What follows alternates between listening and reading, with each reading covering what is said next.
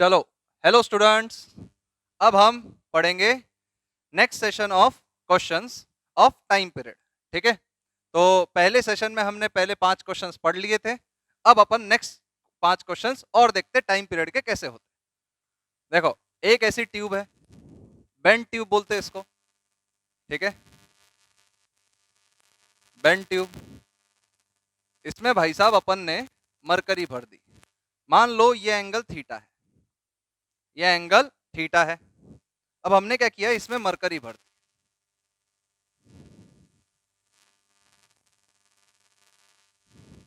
इसमें मरकरी भर दी। ठीक है, अब मरकरी का जो था वो डेंसिटी है रो मान लेते।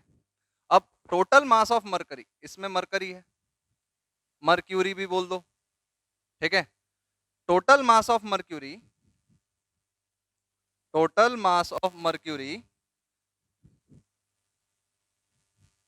Mercury is equal to M बोल सकते हैं। ठीक है सर, ठीक है, ये ऐसा है। अगर हमने इसको स्लाइटली डिस्प्लेस किया तो बताओ find the time period of SHM. बताओ find the time period of SHM. Find the time period of SHM. Period of SHM. और जल्दी से वीडियो पॉज करो और सॉल्व करो। किया सबने सॉल्व? देखो, अब हमारा बेसिक फंडा, मैंने क्या किया, इसको x नीचे डिस्प्लेस किया। थोड़ा सा ज्यादा लेते जिसमें तुम्हें फील ज्यादा अच्छा आएगा। x नीचे डिस्प्लेस किया। ये जो मरकरी, अब यहां पे इतना सेक्शन कम हुआ, क्या इतना सेक्शन यहां बढ़ेगा? x, बोलो बोलो, सही है गलत? ये होगा हमारा x, बोलो सही है। अगर x सेक्शन नीचे है तो x सेक्शन इधर है, बोलो सही है गलत? यहां तक मेरी बात समझ में आ गई? अब हमारा ये पॉइंट यहां है, तो हम बोल सकते सर ये लेंथ तो x है और ये वाली लेंथ कितनी हो जाएगी sir? x cos theta x sin theta, बोलो सही है। तो हम टोटल लेंथ बोल सकते x plus x sin theta, बोलो सही है गलत?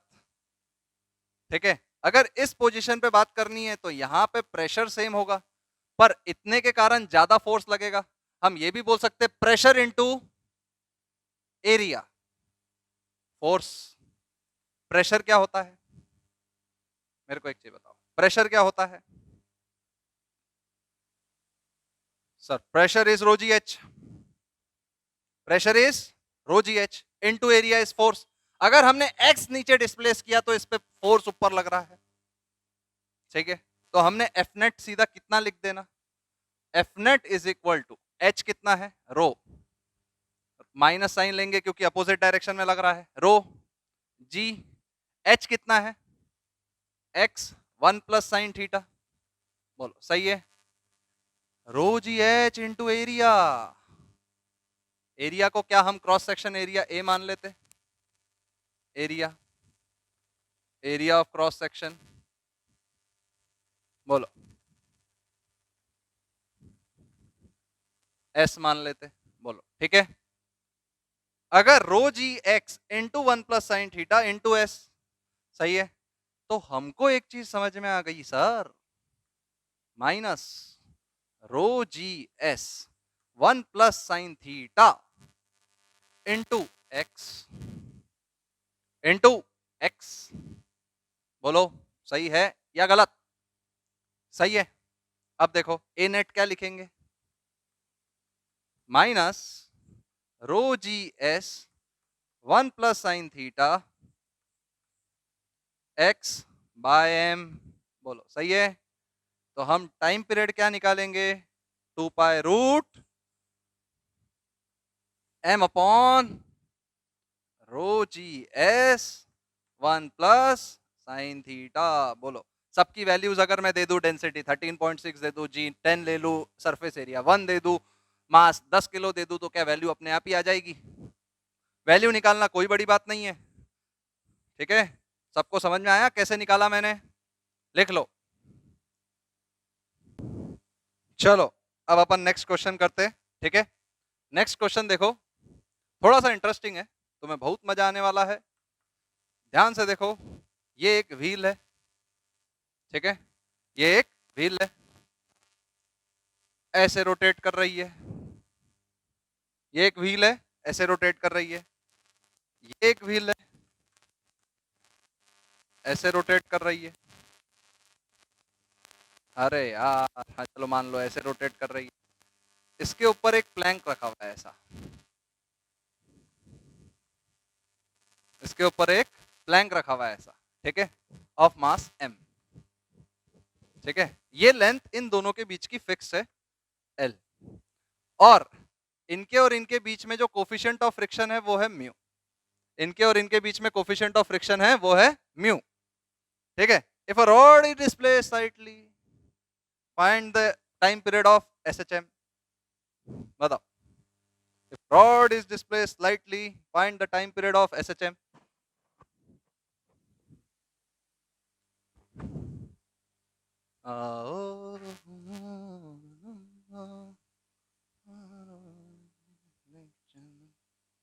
देखो, इस टाइप के क्वेश्चंस हमेशा नॉर्मल रिएक्शन से किए जाते, ये बात हमेशा समझ लेना। जैसे ही मैंने देखो, दोनों देखो, बात ध्यान से समझो, दोनों ऐसे कर रहे हैं, जैसे ही मैंने थोड़ा सा रॉड को इधर किया, वापस इधर होना चाहेगा क्योंकि वो बीच में सब कॉम्प्रेस हो रहा है। देखो ध्यान से सुनना, ध्यान से देखो कैसे हो रहा है, देखना ध्यान से।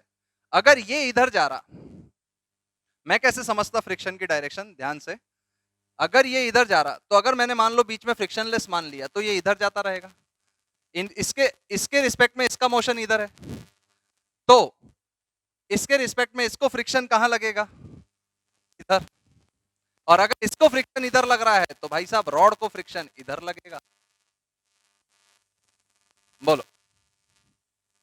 मान लेते इसको, मान देते 1, इसको बोल देते 2, तो इसको फ्रिक्शन क्या इधर लग रहा। तुमको सबको समझ में आया डायग्राम? बोलो, तुमको सबको डायग्राम समझ में आया?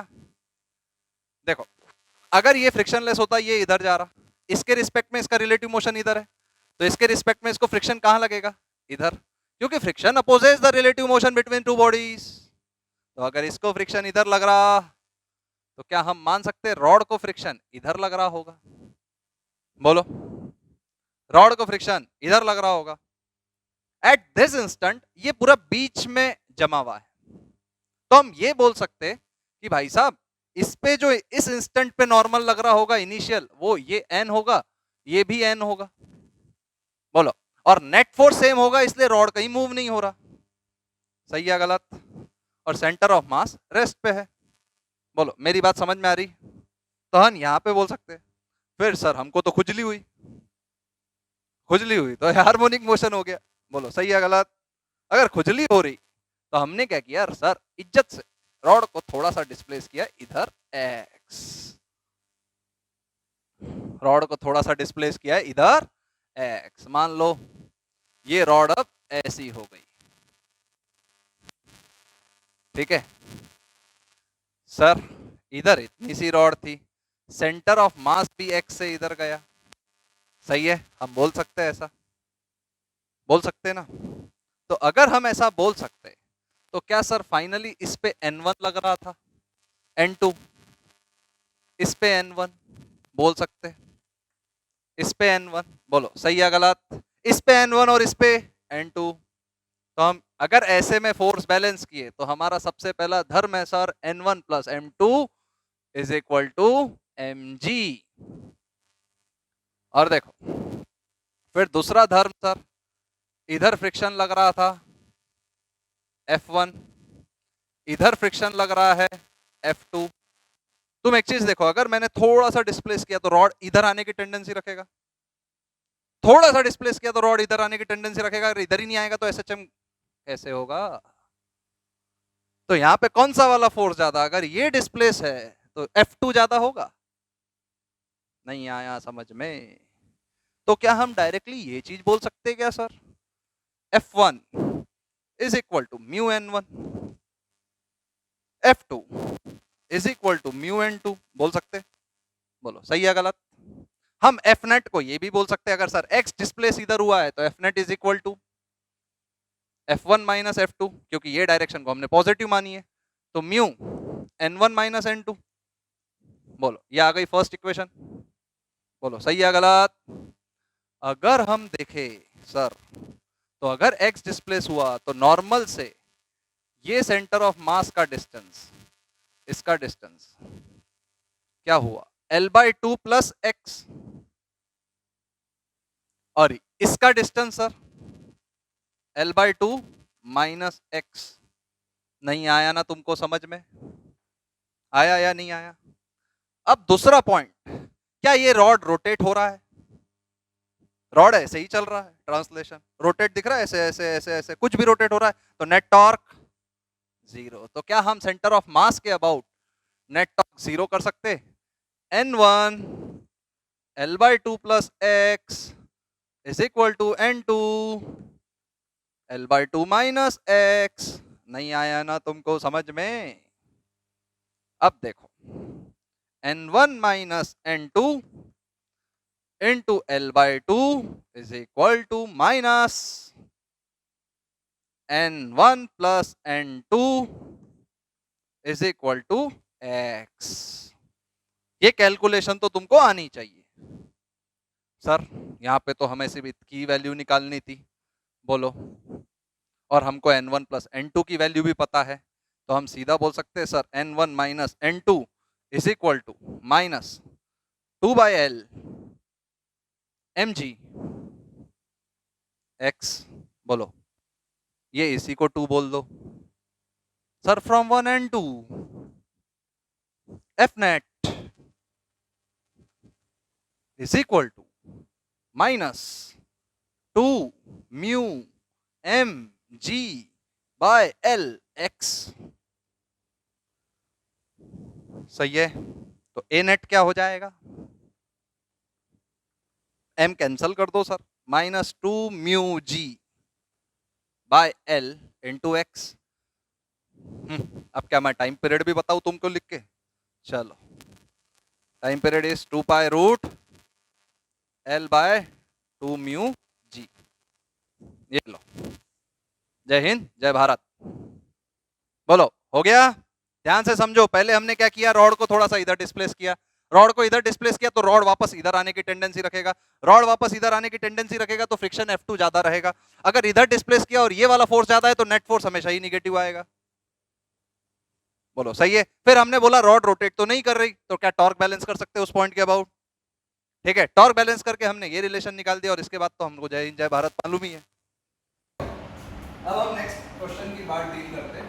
मैंने बहुत ही यूनिक क्वेश्चन ढूंढ के लाया तुम्हारे लिए, कि ऐसे वैरायटीज ऑफ क्वेश्चन तुम्हें एक साथ कहीं मिल ही नहीं सकते। ठीक है, तो ध्यान से समझो। देखो एक और क्वेश्चन देखो, बहुत ही यूनिक क्वेश्चन। मान लो ये रबर कॉर्ड, क्या है? रबर कॉर्ड, रबर कॉर्ड, और इसका इलास्टिसिटी कोफिशिएंट क्या है? K। Elasticity coefficient is equal to K। एक रबर कॉर्ड है जिसका इलास्टिसिटी कोएफिशिएंट है K। इसके नीचे हमने एक मास लटका दिया, इसके नीचे हमने एक मास लटका दिया। ठीक है, ये क्वेश्चन सबको अभी तक समझ में आया? बताओ टाइम, मतलब इस क्वेश्चन में तुम्हें ये बताना है कि टाइम पीरियड तो मैंडेटरी है, ये बताना है कि इसका एम्पलीट्यूड मैक्सिमम कितना रहेगा such that it can oscillate. इसका मैक्सिमम एम्पलीट्यूड कितना रहेगा such that it can oscillate. देखो कैसे होगा, क्वेश्चन को थोड़ा ढंग से समझते हैं। इसका मैक्सिमम एम्पलीट्यूड कितना रहेगा such that it can oscillate. सोचो। अब दूसरा पॉइंट रबर कॉर्ड का ये है, क्वेश्चन क्या है कि find maximum amplitude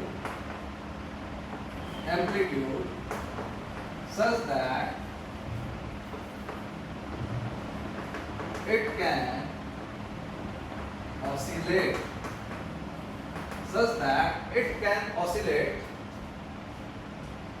simple harmonically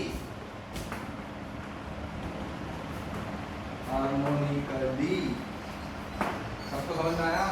Find the maximum amplitude such that it can oscillate harmonically. बोलो। देखो इसमें एक फंडा ये है कि रबर कॉर्ड कभी भी कॉम्प्रेस नहीं होता स्प्रिंग के जैसे। क्या समझे तुम मेरी बात? इसका सबसे बड़ा फंडा क्या है? रबर कॉर्ड कभी भी ऑसिलेट या कॉम्प्रेस नहीं होता स्प्रिंग के कारण। ठीक है, तो इनिशियली अगर अपन देखेंगे तो इसने एक्सटेंशन दिखाया होगा mg/k, क्योंकि देखो अगर ये नीचे है तो यहाँ पे नेट फोर्स क्या होगा? ब्लॉक पे नीचे लग रहा होगा mg, ऊपर लग रहा होगा kx, तो हम सीधा बोल सकते हैं kx is equal to mg और x is equal to mg/k। बोलो kx is equal to mg और x is equal to mg/k। Can we say that? तो ये अभी जब इक्विलिब्रियम पोजीशन पे है तो ये mg/k नीचे है। और दूसरा पॉइंट ये है कि ये इसके ऊपर जा ही नहीं सकता, क्योंकि इसके ऊपर जाया तो रबर कॉर्ड कंप्रेस नहीं हो सकती, वो मुड़ जाएगी। तुमने कभी भी रबर कॉर्ड को देखोगे तो रबर कॉर्ड जैसे कंप्रेस कभी नहीं होती, वो एक्सटेंड होती है और या तो नेचुरल लेंथ तक रह सकती है। उसके अंदर हुई थी वो स्लैक हो जाती है। स्लैक हो गई तो वो सिंपल हार्मोनिक मोशन रहेगा क्या? सोच के देखो, स्लैक हुई तो सिंपल हार्मोनिक मोशन रहेगा क्या? तो इसका मैक्सिमम एम्पलीट्यूड कितना ले सकते हैं अपन? इसका मैक्सिमम एम्पलीट्यूड सर आप जितना इसका एक्सटेंशन है उतना ही ले सकते, mg/k, क्योंकि इससे ज्यादा आपने लिया तो ये ऊपर जाएगा और ऊपर जाके ये हार्मोनिकली ऑसिलेट नहीं करेगा। क्यों? क्योंकि उस समय रबर कॉर्ड स्लैक हो जाएगा। बोलो, यहाँ तक मेरा पॉइंट सबको समझ में आया कि रबर कॉर्ड का सिग्निफिकेंस समझ में आया तुम्हें? इसका मैक्सिमम एम्पलीट्यूड वहीं तक ले सकते हैं जहां तक ये स्लैक ना करे। बोलो, इसका मैक्सिमम एम्पलीट्यूड हम वहीं तक ले सकते हैं जहां तक ये स्लैक ना करे। स्लैक मतलब नेचुरल लेंथ तक। तो ये नेचुरल लेंथ तक mg/k नीचे था, तो हम उसको mg/k ही नीचे ले जा सकते हैं। समझता है? सही है गलत? सबको ये पॉइंट समझा? बोलो, सबको ये पॉइंट समझा? फिर इसने दूसरा क्वेश्चन ये पूछा, energy of oscillation. Energy of oscillation, तो एनर्जी ऑफ ऑसिलेशन क्या होता है?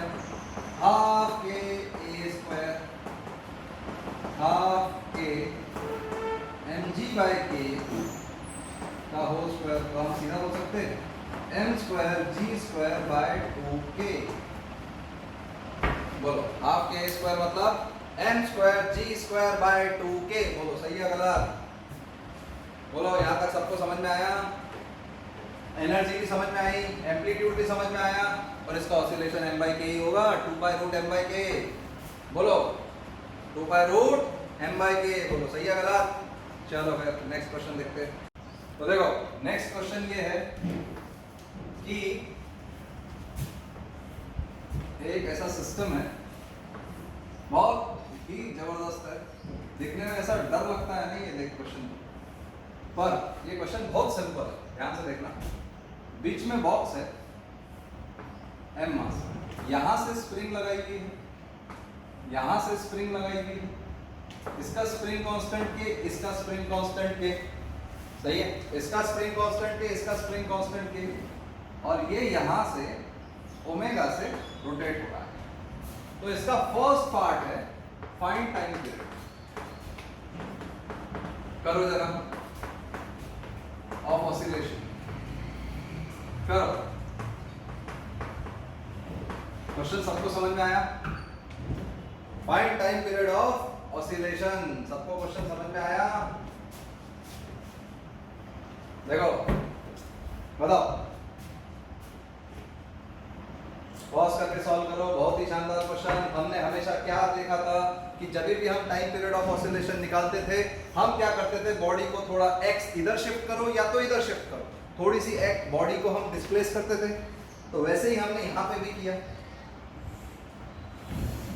देखो, हमने क्या किया? बॉडी को x डिस्प्लेस, यहाँ बॉडी थी, यहाँ से x हमने बॉडी को डिस्प्लेस करा, m मास की। अब ये स्प्रिंग ऐसी हो गई और ये स्प्रिंग ऐसी हो गई। अगर इसके एफबीटी पे बात करो तो इसको स्प्रिंग फोर्स इधर लग रहा है kx, इधर लग रहा है kx, इस स्प्रिंग के कारण इधर kx, इस स्प्रिंग के कारण इधर kx। पर सर ये ओमेगा से रोटेट भी तो कर रहा है, ओमेगा से रोटेट भी तो कर रहा है, तो कैन वी से दैट कि इसके ऊपर ये एक force m omega square x इधर भी लगेगा। कैन वी से दैट कि इसके ऊपर एक force m omega square x इधर भी तो लगेगा। बोलो सही है गलत? बोलो। हमने डिस्प्लेस इधर किया, फोर्स इसको इधर लग रहा है, तो can we say that F net negative आएगा। तो F नेट क्या है देखो, F net is equal to -2kx plus m omega square x, क्योंकि हमने ये डायरेक्शन को पॉजिटिव कंसीडर की है, फोर्स इधर लग रहा है। बोलो F नेट यही है या गलत? सही है या गलत?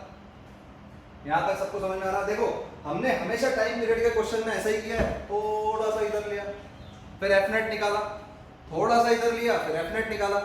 अगर थोड़ा सा इधर लेके F नेट निकाला है तो क्या हम टाइम पीरियड के हर एक सवाल को ऐसा ही कर सकते हैं? बोलो सही है गलत? क्या टाइम पीरियड के हम हर एक सवाल को ऐसा ही कर सकते हैं? सही है। तो ये F नेट है। अगर F नेट ऐसा है तो हम बोल सकते हैं कि यहाँ पे सर माइनस कॉमन निकालो, 2k minus m omega square into x। बोलो 2k m omega square into x। ठीक है। एक जगह पे जैसे इस क्वेश्चन में थोड़ा सा कंबाइंड ट्विस्ट भी किया जा सकता है। वो क्या करता है क्वेश्चन में, देखो ऐसा भी दे सकता, मैं तो तुमको हर पर्सपेक्टिव बता रहा हूं कि इस टाइप के क्वेश्चन में क्या क्या दिया जा सकता है।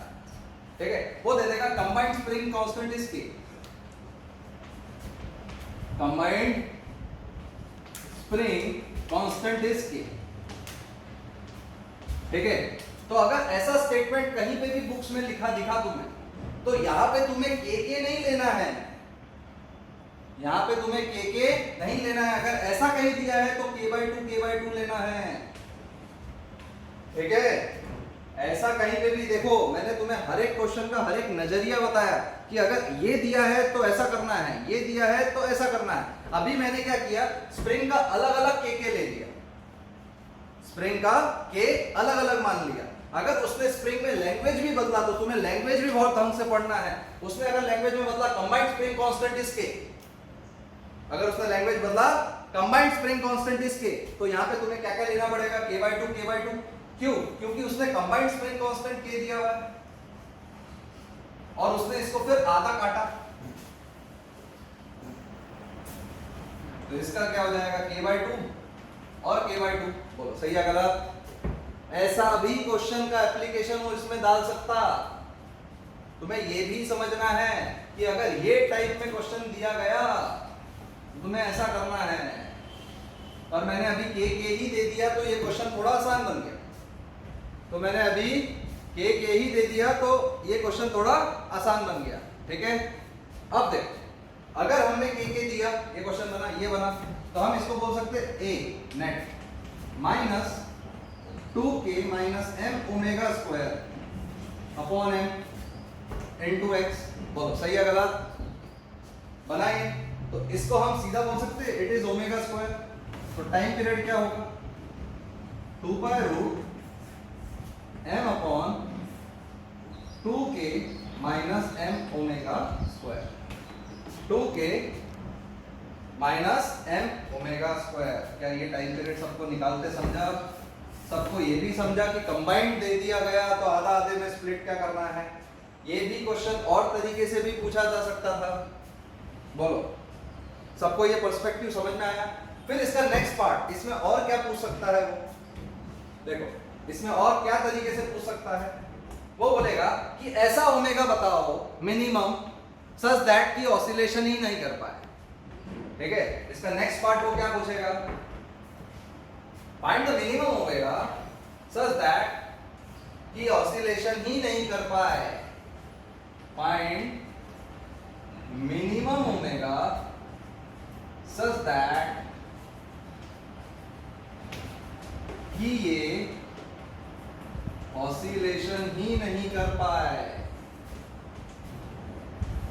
ठीक नहीं कर पाए। बोलो क्या होगा सर? ये ऑसिलेशन कम नहीं करेगा, इसका सॉल्यूशन इसमें ही दिया हुआ है। बोलो ये सबने कॉपी करा? ये ऑसिलेशन कम नहीं करेगा बताओ।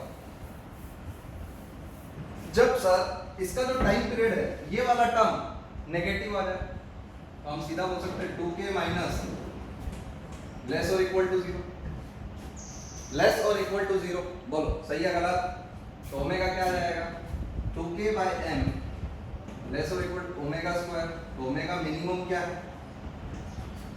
Is equal to root 2k by m। बोलो अगर ओमेगा इससे कहीं ज्यादा रहा तो कभी ये, या इससे ज्यादा रहा तो कभी ये ऑसिलेशन नहीं कर पाएगा। बोलो सही है गलत? अब एक क्वेश्चन, ये एक पहाड़ था या तो इंक्लाइन, ये एंगल था अल्फा, ये एक पहाड़ था और ये एंगल था अल्फा, सही है? इसके ऊपर एक गाड़ी जा रही है,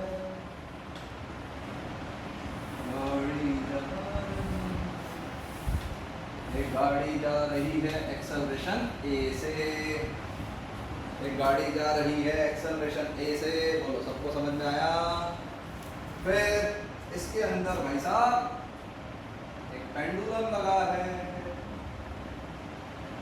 इसके अंदर भाई साहब एक पेंडुलम लगा है जिसका मास m है।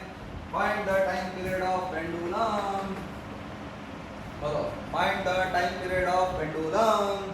पॉज करो और सॉल्व करो। Find the time period of pendulum, pause करो और सॉल्व करो। बोलो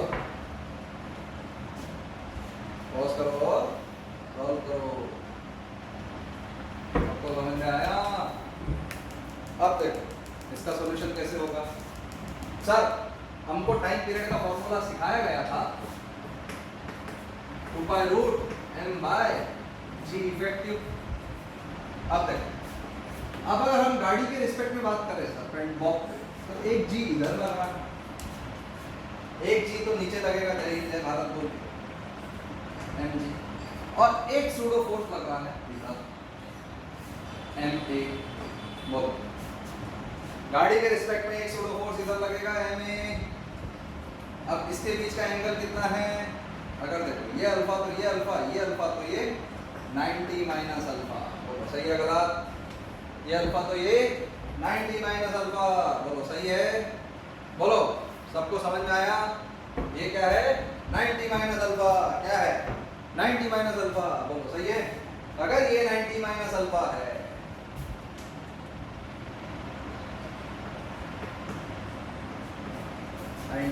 माइनस अल्फा, तो जी इफेक्टिव क्या आएगा? ये आएगा जी इफेक्टिव क्या होगा? a square plus g square plus 2ab cos 90 minus alpha. क्या ये वैल्यू को हम इधर पुट कर देंगे तो क्या टाइम पीरियड आ जाएगा? m by root a square plus g square plus 2ab sine alpha. Answer यही है। बोलो सही है गलत? आपको बस बेसिकली जी इफेक्टिव निकालने पे फोकस करना है। आपको बस बेसिकली किस पे फोकस करना है? जी इफेक्टिव निकालना। चलो